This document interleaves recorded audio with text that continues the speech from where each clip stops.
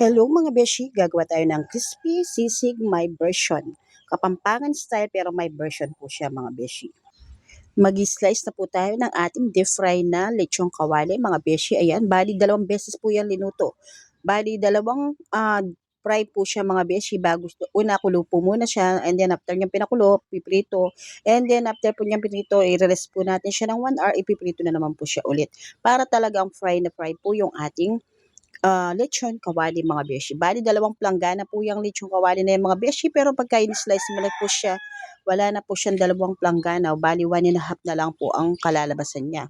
Tapos mga beshi, ayan yung sangkap ng ating crispy fry sisig.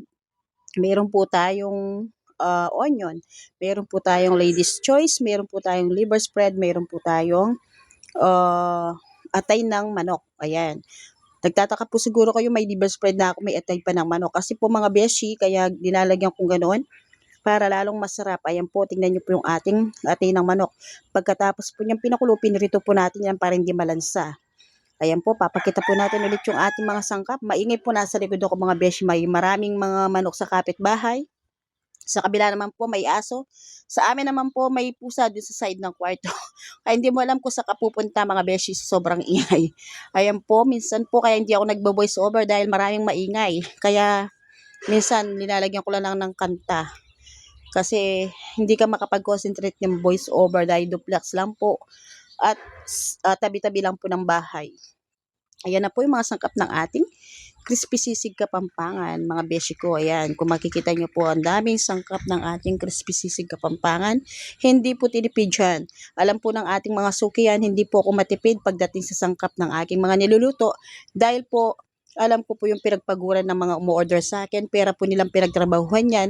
Kaya gusto ko sulit na sulit po yung kanilang mga ino-order sa akin, yung talagang gagamitin ko lahat ng sangkap na pwede na ilalagay sa ating crispy sisig o sa anumang klase ng ulam mga beshi. Ayan po mga beshi.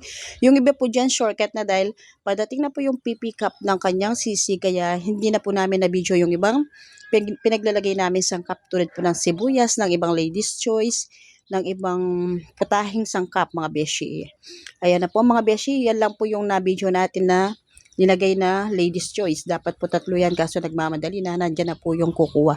At dapat matitimbang na po agad yung mga tab pa sabay tab order. Nung nakaraan pa po yan mga beshi, ngayon pa lang po siya na voice over. Per kilo po, 500 grams lang. Hindi na pwede lumampas kasi po malulugi tayo. Deep fry po kasi yan mga beshi.